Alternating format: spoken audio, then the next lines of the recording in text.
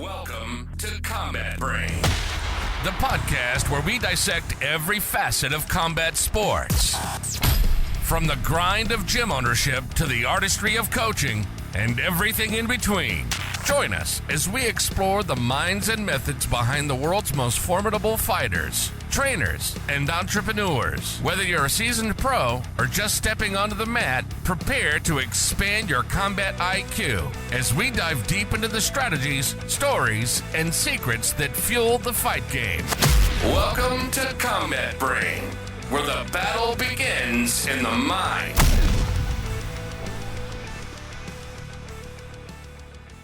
Hey everyone, welcome to today's episode of Combat Brain, where we dive deep into the lives and stories of remarkable individuals.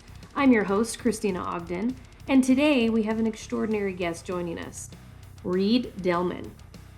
Reid is a successful entrepreneur who has navigated challenging waters of business development and ownership with incredible skill and determination. Beyond that, he's a former collegiate wrestler, jiu-jitsu black belt, and retired MMA fighter, boasting an undefeated record. But Reid's achievements don't even stop there. He's also a devoted husband and father to two very talented daughters, both of whom are also collegiate athletes. In this episode, we will explore Reid's fascinating journey into the world of combat sports, the lessons that he has learned from fatherhood as well as his entrepreneurial adventures. We'll also dive into how these diverse experiences have contributed to his impeccable mental strength and resilience.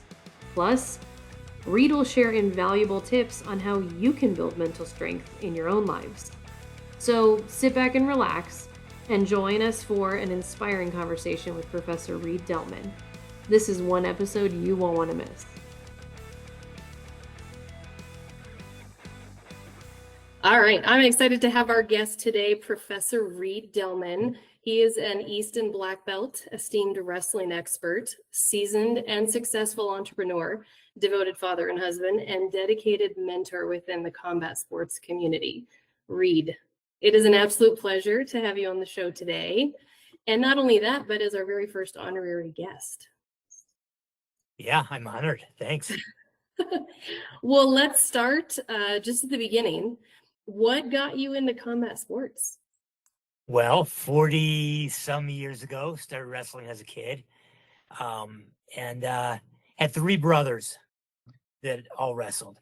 So it was kind of, it wasn't much of a choice. Were you the wrestling youngest? around the house? No, there one younger than me, but I got picked on a good bit. So it was, they were trying wrestling moves on me, and it was just, it was what was around our house for sure. Okay.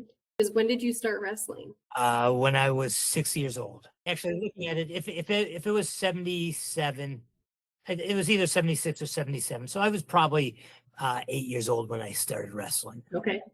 By today's standards, just a little bit late.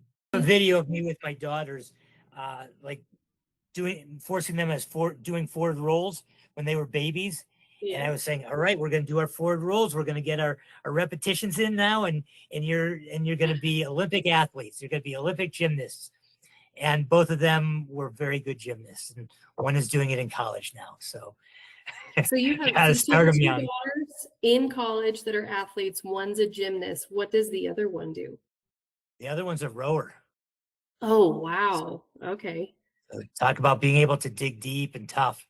Yeah. That's a tough sport. Individual or team? Team. Team rower. Okay. Yeah. That's a challenge. Yes. Yeah. I don't know if you've seen the movie Boys in the Boat. I have not. It just came out recently, and it was a very good representation of what they do. As a rower. Yeah, it's a tough sport. Well, just jumping back into your wrestling earlier years. So the area I grew up with was a big wrestling area. My school was not a big wrestling school. Looking back, I had no idea of the big picture. I was barely a big fish in a little, barely a big fish in a little pond. So I went to Ohio State. I didn't have the best grades in high school. So I got there and I saw that I could do well in school. and that I had more time and started getting that itch to wrestle again. And I wasn't nearly good enough to be recruited. Um, and again, back to my daughters, they both are on scholarship, and I was the bottom notch of that wrestling team, and to see my daughters who are an essential part of their team is just amazing for me to see. They call it walking onto the team. And I told the coach I was interested, and he said, okay, well, practice with us off season. So I practiced off season, and then the next season came around, and I wrestled with them preseason. Okay. And then they invited me on. Kept you. Again, and I was never a starter. I was never one of the top people. But I was in there constantly. And when everybody else quit, I kept going, on the daily basis, and as for years, Yep. After people graduated, they're like, all right, I'm done. I still love the sport. I'm going to keep competing in freestyle and Greco-Roman. And so I kept doing that. And I say this pretty often now as I'm getting older. I have two choices in life as I get older. My two choices are to either quit the sport or lower my standards. And, they both sound bad, but they're not really that bad, because I love the sport. I'm not going to walk away from it. I love getting in there every day and trying to win. I don't win as much as I used to. So I've got to lower my standards and be happy with what I'm able to do. When I was at Ohio State, we had 9 people that were multiple state champs. If you were a state champ, it wasn't a big deal. We had 9 people who were multiple state champs. Yikes. And that, just being part of that team, opened up this whole new world. I started doing freestyle and Greco-Roman and understanding that it wasn't just about beating, the neighbor down the street, that there was a lot more to it. And as over time, I started to adapt to that and understand it and look at the bigger view, the world view, and tried to get that across when I was coaching. You don't want to worry about being all conference. If you are, that's great. But you should be training. My coach at Ohio State used to say, you want to train to beat the top 20%. Okay. Whether you're doing that or not, or, don't worry about that bottom 80%. Your time needs to be spent training to beat that top 20%. And then, so I wrestled freestyle. And again, just because I love the sport. I love combat sports. I love testing myself, and had a number of setbacks, had some neck injuries that brought on some weakness for a long time that I didn't know was happening. And I was not a good competitor. What do you mean by that? I put too much pressure on myself, so that when I got into competition, I didn't do as well as I did in the practice room. I love working hard, but then that pressure of I have to do well, and for me to feel good about myself, I would just get too anxious, and it was difficult to perform. So toward the end of my wrestling, a couple things really paid off. One is I learned to warm up a lot better, so that I would raise the intensity of the practice room and lower the intensity of competition. Okay. So that brought those two closer together. So if I could just be wrestling on the side of the mat and step out on the mat to compete, that was the best I did. Yeah. And then the other thing that really paid off, the best I did, I started competing Greco-Roman. And there was a time period where, you know what, I just want to be tough. I didn't care if I won or lost. I just wanted to be tough. And Greco-Roman was the way to do it. I've heard that. You know, Yes. it's a tough sport, and you have to dig deep. And it worked for me, and I did pretty well at that time. I would just be ready to go because I wasn't worried about winning and losing. I just want to grab people and throw them around. Because sometimes that's how you mold yourself, and you prep for, MMA or, things in life, is just putting yourself through some of those grueling experiences, Right. So how did that turn into training like a commercial gym? So I wrestled at Ohio State, and then I wrestled some international wrestling after that. And I was coaching at Boulder High, and Amal Easton moved to the area, and he was looking for somebody to teach him takedowns, and kind of went around to the area and asked around who would be willing to help him out. And jiu-jitsu and MMA was not known at the time, but I was game. Okay. Well, he chose well. The chicken or the egg, I don't know, but I think the bottom line is that is just open to it, and just love everything about combat sports. Just as MMA was kind of becoming a thing back then, probably. What do you think that was, around like UFC 10, something like that? Not even. Yeah. I used to rent the videos from Blockbuster.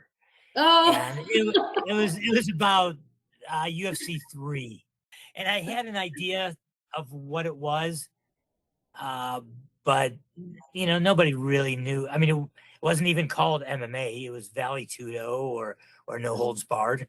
I wasn't really into MMA or UFC back then, and I think I kind of got involved into it maybe around like the 80s, UFC 80, and going back and watching the competitors with pretty meager rule set was it's harsh.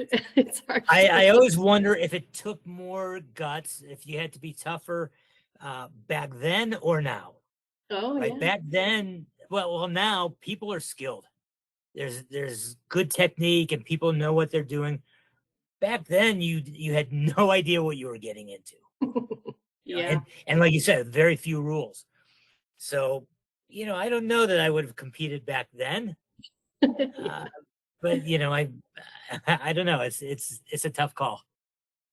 Well, it's interesting that you bring up mental toughness, because that's the basis for a lot of our conversation today. And I would be curious how you define mental toughness. I'd have to say it's about overcoming adversity and doing things that you don't want to do, things that you're not comfortable with. And I think there's a whole range of things that could be included into mental toughness. I look at people who are who get up for work every day, and I am so lucky. I have a job that I love, and I do things that I love to do. I can't imagine the mental toughness that it takes to get up and go to a job that you hate every day. Absolutely. And and just because you have to do it, you don't have a choice. Yeah, I agree with that. I think acquiring mental toughness in the realm of combat sports very quickly shows itself in the other areas of your life, as far as your career or family. And I see a lot of people come into the combat sports world, and they quickly communicate that this is changing my life outside of here. I wonder if you can, just your experience over the years, if you can kind of unpack how you've seen people develop mental toughness from just training combat sports. Well, if you don't mind, I'd rather start even before that, because I think it's one thing to come in and say, all right, I want to get ready for this fight. And you start training and you start working on your mental toughness. But I really think it begins well before that. it begins in your daily life. It begins in the small choices that you make and how you look at the world. I think that's really where it begins. A lot of people could come into a 16-week or 12-week training program and say, "Oh, I'm gonna be a tough guy at the end of this." That's it begins long before that. I competed in MMA.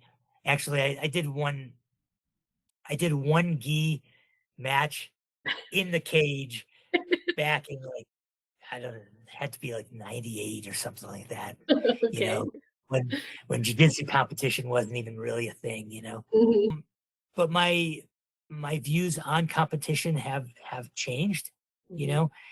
I had a friend not too long ago ask me about my training over the years Mm-hmm. and what I would do differently. I said, okay, that's a trick question, because here's what I did over the years. I actually went through all the years, this 4-year block for international competition and Mm-hmm. things like that. So every 4 years, it kind of broke down well for, looking back at it. And I said, but the question is tricky, because what would I do differently, or what should I have done differently? There you go. Because I am who I am. Mm-hmm. I think I overtrained and I didn't compete well. And it's kind of who I am. If I had it to do over again, I probably would make the same mistakes. Mm. It's because I hate sitting around when I should be training, when I could be training. Mm-hmm. So I probably would overtrain again. What would I do differently? Probably nothing. What should I do differently? Oh, I've got a whole list of those things. And as a coach, I could tell other people, you need to take time off. You need to work more technique. You need, there's a whole list of things. You need to warm up better before a competition. But I just don't know that I'm capable of that. Well, I guess here's your opportunity to give some advice for what should people do before a competition. My advice for competition, when I coached, there were a few things that I would walk around and check and make sure that my wrestlers were doing. One of them is breathing from their belly. They have to breathe from their belly, right? The other thing is, are their fingertips warm? A lot of coaches ask, are you sweating? Are you ready to go? Are you sweating? You could be nervous and still sweat, and your muscles still aren't warmed up. You get that cold sweat going. But if your fingertips are warm, that means you're good to go. Interesting. Mental preparation. One of my coaches used to say, your confidence is directly proportional to the amount of work you put in. And I agree with that. I think that if you've done everything that you can, then you should have confidence going into it. One of my cornermen, when I was getting ready to go into the cage, he said, win or lose, you're coming back the same person to us. Mm-hmm. That was the best thing I could have heard. Not everybody needs to hear that, right? Some people, you need to be slapping them in the face and yelling at them and telling them to go out there and murder this guy. Not me. I need to tone it down because I'm ramping it up myself. So if my cornerman says, you're coming back, the same person that we know, okay, doesn't matter what happens out there. I can go out there with confidence now. And as a coach, I think the tendency is to give what you need. Right? You look at this person and you say, okay, I need to calm them down. For me, I would look and say, I need to calm them down. But as I've gotten better and been able to look at it a little bit more, I know that some people need a good smack and a good yelling. Yeah. And that's difficult for me because that's not my approach. But a good coach is able to see what the individuals need. Yeah. Agree. And I look at how I was when I was getting started. 1977, I think, was first You don't wrestling have match. to say that, Reid. This whole conversation makes me feel old, so it's fun. But you know, and I think about how soft I was then. You know, and I look at my daughters who are both college athletes, and they are so much tougher than I was at their age, and even younger. You know, They had a blueprint. yeah, maybe. But I think it's an accumulation of these battles, and some are big battles and some are little battles. Some are big battles where you get into the training room, and we used to do what we called circles. There's a bunch of names for it, you know, I've heard over the years, but where you go 6 minutes with a fresh person every minute on you, right? So really the whole point is just to beat you down. And you go in there, and that's one of those big battles. I remember doing that, getting ready for my fights, and you know, I just wanted out of there. You know, I remember there were times when I was laying there and somebody was punching me, and I was thinking I would rather lay here and get punched than to exert the energy to try to get out. Oh, yes. You know, I know that and, feeling. yeah, and those are the big battles, but you're missing the little battles. You know, some of the things that I'm most proud of are those little battles. You know, every morning I get up and I run 1 mile and I stretch for about an hour. And, you know, I miss maybe 10 days a year. I've been doing that for 30 some years, you know. And when you think about that, I bet there are 2/3 of those days that I don't feel like running in the morning. You know, 200 some days a year, I'm starting my day out with something that I don't want to do. Yeah.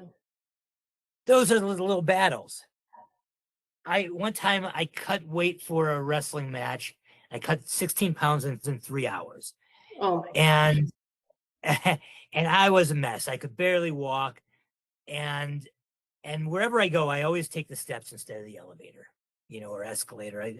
I take the steps at the airport, everywhere. And the weigh-ins for this tournament were upstairs, 2 flights. And instead of taking the escalator, I took the stairs. It had to take me about a half hour to get up those steps, right? Just because I was so dehydrated and I was such a mess. But when I look back, I was so proud of myself for walking up those steps. And that's one of the little battles that adds up to, you know, 3 years of becoming tougher. You know, there's multiple studies that show increased neuroplasticity in your brain, which means that your brain actually develops at a faster rate. It recovers at a faster rate, and it's able to accelerate the brain development if you go through adversity. Making the decision that's more difficult and putting your body through that a challenge, because you know that those challenges or setbacks give you an opportunity for growth. You know, I think that we have this image of successful people and think that it comes easy. Mm-hmm. The fighters who are doing well, they're somehow more motivated or more driven or on another level than us. But I think it's the small things. In my first fight, I won the first 2 rounds, and in the third round, as every good wrestler, especially back in the day, was doing, I took him down and I was on top doing some ground and pound. And It's the best place to be. Right. And he got me in a guillotine. And there was that split second where I thought about tapping. It's like, yeah, he got me in a guillotine. You know, this is my first fight. I was really nervous. Just getting in the cage was a huge deal for me. And I thought about tapping, and I'm like, I've done it. I've gotten in the cage and I fought, and you know, and I'll be happy with this. And then there was that one side of me that said, I'll try to push down that leg, pass this guard, get out to the side, and take the pressure off the guillotine. And I did that, and got past it, and won all 3 rounds, whatever. But I looked back at that, and I thought, you know what? I only wanted to win 51%. Mm-hmm. Right? I wasn't, I've got to be this world beater and destroy this guy and be a world champ. No, it was at that point it was 51%, and it paid off. And then like that 1% made all the difference. I think that fixed mindset is an inability to see your potential. It's an inability to believe that you're capable of escaping a submission like that. I had a discussion with a friend of mine the other day about the structure within academies, training academies, MMA or jiu-jitsu or striking. And there's a lot of people that attend the classes that do the drilling, but they shy away from that evolving environment of an open mat where they have to go in there and they don't know what's going to happen. They have to kind of transcend those fears and try something different. Yeah, I think it makes for a healthy academy when you have the option to not compete. You have the option to go in and have everything gentle and have that option. But I don't think it's good for people. Sure. I think the individuals have to push that limit, whatever it means for them. I had somebody ask me one time, do you ever get up and not feel like working out? Oh my gosh, every day. Yes. Every day I question why I'm doing it. Mm-hmm. Then you do it anyway. Yeah. And those little victories, like you're saying, definitely pay off. And I think you start to look back and you remember that feeling post the decision to, I remember how I felt after yesterday and the day before. Right. And the day before. Yeah. Well, I know you've shared a little bit about your victories in MMA. Or was there ever a time when you had a setback where you had to rebuild from that using mental toughness? You don't get to be my age without setbacks. True. Whether it's victories, there's always setbacks, and it depends on how you look at them and how you approach them. A couple years ago, I broke my leg in 3 places. Actually wrestling. So I did not know that. Can you tell us a little bit more about that? How did you break your leg? What did you break? It was a scissor sweep by somebody who everybody knows, but I won't say the name. Okay. he felt very bad about it, and but yeah, broke my leg in 3 places. And my first reaction was like, I got to get up and walk this off. And of course. I got talked into going to the hospital. But so I was saying, I do my morning run every day. And that was a setback.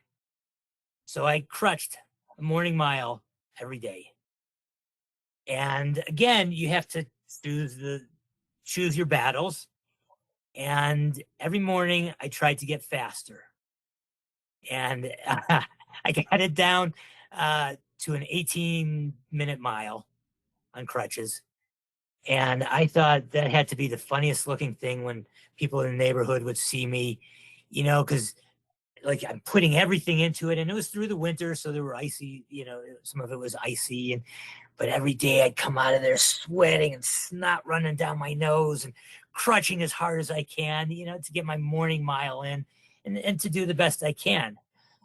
And, I'm not saying that like to pat myself on the back, but just to say that crutching a mile in the long run didn't do much for me. I could have waited the 6 or 8 weeks to start my morning run again. But I chose that as one of my battles, and tried to get through that. You say that you looked funny, but I would say you looked downright inspiring if I saw somebody out there in the winter in crutches going a mile. Oh man, Reid, that's pretty incredible. And I think you're saying crutching at a mile didn't do much for you. Are you referring to fitness and the fitness aspect? Fitness, yes, fitness wise, I don't think it did much for me. Because I would venture to assume mentally it did a lot for you. I would have been in a much worse place if I wasn't getting out every day and crutching a mile. Yeah, for sure. Yeah. I wanted to bring this up because one of the main reasons I watched the Khabib and Conor fight back in 2018, I watched that fight because I wanted to see how he interviewed after his loss, because I was confident he was going to lose. I made bets on that. Right. Yeah.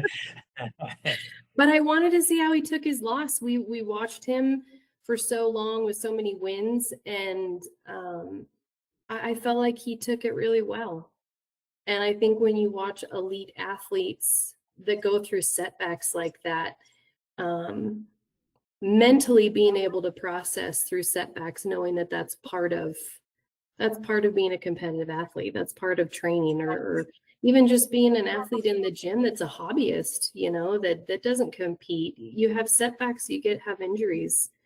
And at least for me, it's inspiring to watch people remain mentally strong and positive and disciplined through them. I think that's a big indicator of strong mental strength. Yeah, everybody's going to suffer setbacks. And if you're not dealing with those setbacks, it's going to keep you from rising to higher levels. And I'm more surprised when I see people who don't take it well, because I don't know what they've been doing up until that point that they haven't faced those setbacks. Agreed. If like wrestling, boxing is a little different, and so some of the combat sports are a little bit different. But if you've been wrestling your whole life, you've been getting beat up your whole life too. And there's always kids that are bigger and stronger and older, if you start as a kid. So everybody has faced setbacks. I had an opportunity to assistant coach high school wrestling this last wrestling season. And as a female in the wrestling room, it was a different world for me. I found myself just in awe of watching the process of strong men build strong men, and the tenacity and grit that is required of those young men. I've watched all the other sports be coached, and wrestling is a whole nother monster. Yeah, I'm amazed constantly. I'll tell you this: I don't think of myself as being very tough. I really don't, and that's probably what drives me to try to be tough. So when I see toughness in other people, it chokes me up. Like I said, watching my daughters be tough, man, that nothing hits me like that. And then coaching wrestling and coaching fighters, and when I see them be tough, man, that hits me. I'll say this as far as coaching. They always say that when the student outdoes the teacher, right? That's a wonderful day. No, that's not right. That's bullshit. I always want to win. I remember the day my daughter, we were jumping across these streams, and my daughter jumped across, and she had to be 9 years old. Jumped across a stream, made it across that I didn't make it across. I'm like, oh, well, all right, I guess I'll have to put a little more effort into this one. She made it across the next one, and I didn't make it across the next one. And after about 3 of those, I thought, wow, she's outdoing me. That sucked. Yeah, it does. Right. I'm wrestling with these guys constantly now, and training MMA. man, every time they get off a good shot or a good takedown, that sucks. I'm happy for them. And as a joke, I always say, either way I win, right? I taught you that move, right? But in reality now, it sucks. I just love the sports. And I love competition. I'm not a team person, so basketball or football or baseball, none of those were what I enjoyed. I love combat sports. I run ultra distance marathons, and I love being out in the outdoors. So with those things that I love seeing other people enjoy them too. And the best way to enjoy them is to do well. That's the bottom line. So if I could help somebody to really enjoy combat sports, or I could help somebody get out into the mountains and enjoy the mountains, well, then, yeah, I guess that's giving back. I think so. Hand over fist. I think it's giving back. I would like to talk about how you started Gemini Adventures, and maybe how that kind of played a part in your journey through combat sports. So yeah, my business is backcountry running, mountain bike, gravel races. And I originally started it, and it was all ultra distance, and I've kind of mellowed out as I've gotten older. So there's a mix of things now. We're always looking for volunteers. Come on out and support people. If you help out at an aid station, people come through there, and a lot of times they're in poor shape. They've been out there for hours, and they just need some words of encouragement, along with with a cup of sports drink and some food. So yeah, come on out and help runners or bikers, whatever, accomplish goals. I see these other people do it, and I'm amazed. And it's one of those things that I'm always striving for.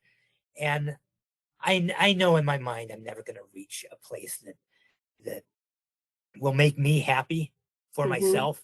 But I could always try to achieve those things. And when I run 100 miles, I look at other people and say, wow, they ran it fast.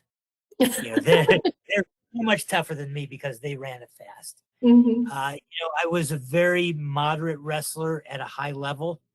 So I look at people who do well in wrestling. I'm like, man, those people are tough. So again, I want to provide those things for people, and this business is a way to bring a community of people who want to test themselves and see what they're capable of. And yeah, I'm not capable of as much as some people, but I want to see what I'm capable of. Absolutely. I'm not as familiar with the entire entity, but I know you do Utah, Colorado. Are there other states that you do races in? New Mexico. Yeah, New Mexico. Okay. That's it. So tell me a little bit about how you situate those on your calendar throughout the year. Is it weather contingent? Do you have to travel and set everything up? Do you use volunteers? Yes to all of the above. Yeah, it's most of the year is getting ready for 6 events, and those events are weekends throughout the spring and summer. I'm in the thick of it right now. So it's it gets pretty busy. But again, I love what I do. I can't complain about, I'm not working in the mines for sure. There's some days as I get older, I've had to change how I do things. And there's some days that my body works well, and some days that it doesn't. And on those days that it's working well, I want to be able to dig deep. And I've got years of experience doing that. And when I get to these events that I'm putting on, and I have to work for 48 hours, or I'm running a 100-mile running race, and I'm out there for 48 hours. you could draw on those experiences that you have, riding my mountain bike uphill. Sometimes I hope that I fall and break my leg so I don't have to do the rest of this. Well, just go back to training and let that guy scissor sweep you. That's right. That's right. You've touched on a few of these things. I think a few ways to start building that growth mindset is setting some goals and building a routine around it. I think there's a sweet spot. Setting goals that are out of your comfort zone, but that are obtainable. That's, I think, where some people struggle, is they set these unrealistic goals and they don't know how to get there. And then, the mental, beats down on you over time. And I'm not always nice about some things, a little bit stern, but I had a friend one time talk to me about making the Olympics, or, he wasn't that great of a wrestler. I mean, he was all right. He was about 20 pounds heavier than me, and we used to have some good battles. Mm-hmm. And he talked to me. He asked me about the Olympic trials and this and that. And at the end, I thought, well, he's asking if he could, if I think that he could make it to this tournament, and then he ended with, do you think I could make the Olympics? And I was just shocked, that I don't even know how he got the question out of his mouth. And I, he said, do you think I could make it to the Olympics? And I said, no. I think that you should find some intermediate goals, or some more attainable goals, and things that you could work for and try to get to. And he never wrestled after that. So to this day, I have some guilt, but oh, no guilt. Yeah. Here's the thing. I think it's important to have people around you that believe in your goals, but I think it's even more important to have people around you that tell you truths. We can't just surround ourselves with people that just fluff our ego all the time. And that's for sure. And I think a lot of people they're real comfortable with setting big goals, but they don't know how to set the incremental goals of crutching 1 mile a day to now running 100 miles while also running an event. And again, I don't think I'm very tough, but I do look at a lot of people and think that they are soft. Mm-hmm. And a lot of times they just need encouragement. I go back and forth with that, like, oh my God, just suck it up, is the one side of it. And the other side is nurturing them and saying, you know what, you can do better. Yeah. All right. Well, Reid, it has been an absolute pleasure hearing your stories and insights, being able to kind of experience a glimpse into your psyche. Thank you so much for all the wisdom.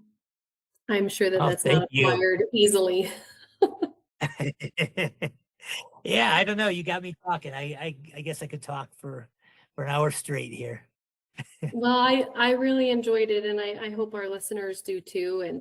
And we'll have you back on, and I'll have more questions for you as well as we come up with new topics to explore. If our listeners would like to follow Reid's business ventures, you can find him on Instagram at Gemini Adventures, or check out his website, geminiadventures.com. Yep. I appreciate all of you tuning into this episode this week, as well as your ongoing interest and support.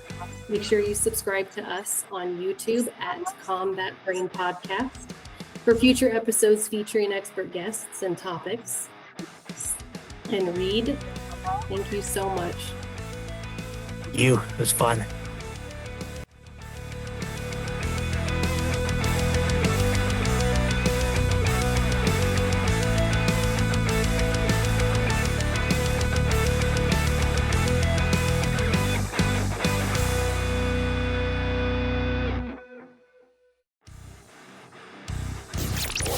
Thank you for tuning in to Combat Brain.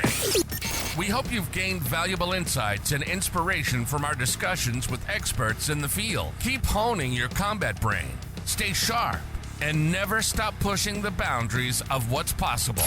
Until next time, keep fighting the good fight, both inside and outside the ring. This is Combat Brain, signing off.